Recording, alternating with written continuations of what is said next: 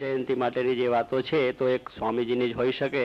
આજે એવા દિવ્ય પુરુષ આપણી સમક્ષ જ્યારે બિરાજતા હોય, આવા એમની સાનિધ્યની અંદર આવી જે કઈ વાત બને છે એ મારી દ્રષ્ટિએ મને બરોબર નથી લાગી।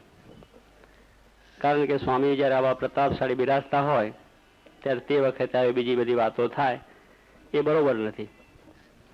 ફરીથી પણ આ રીતે સર્વને મારી ખૂબ ખૂબ વિનંતી છે કે આવા જે પ્રસંગોની જે આપ વાત કરો છો એ ફરી ન જ બને એ ખાસ મારી અંતરની પ્રાર્થના છે।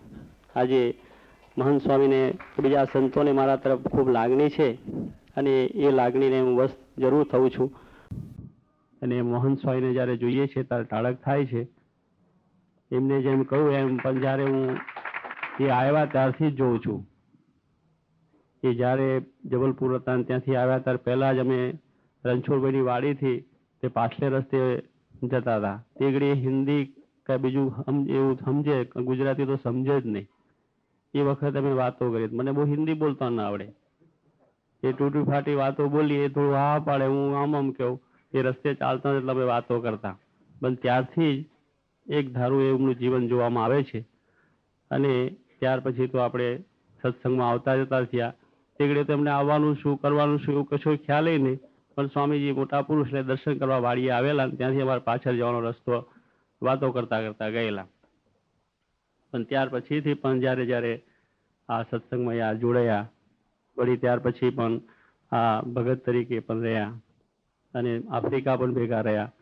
પણ એ બધા પ્રસંગોની અંદર એમનામાં જે ગુણ, શાંત, ધીરજતા અને સ્વામીજી જેમ કહે કે પુરુષોત્તમ સ્વામીને જોતા જેમ શાંતિને દર્શન થઈ જાય, ટાળક થઈ જાય, એમ ખરેખર એમને જોતા આપણને શાંતિનો આનંદ થાય એવા એ પુરુષ છે।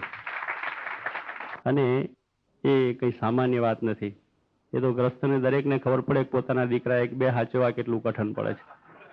એટલે ગ્રસ્તને તે સારામાં સારો અનુભવ હોય છે જ્યારે આ એક કેવળ સ્વામીજીનું બળ, એમની એક સાધુતા અને એમની એક નિર્માણિતા, એ ખરેખર આ જોતા આપણને ખ્યાલ આવે છે કે આટલા સંતોની સાથે રહીને અને તેમાં જ્યારે વચ્ચેના પ્રસંગની વાત જ્યારે જોઈએ ત્યારે તો એમને બહુ જ હું પણ ન થઈ શકું, હું પણ એટલી સહનતા ન રાખી શકું, ધીરજતા ન રાખી શકું, એવી કટોકટીમાં એમની સાધુતા રાખી દીધી છે।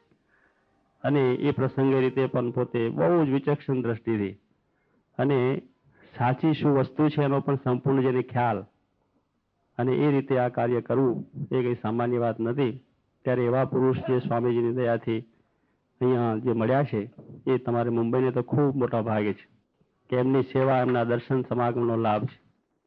અને એ બધી વસ્તુ અને આ સંતોને સાથે રહેતા મને પણ ઘણો આનંદ થાય છે।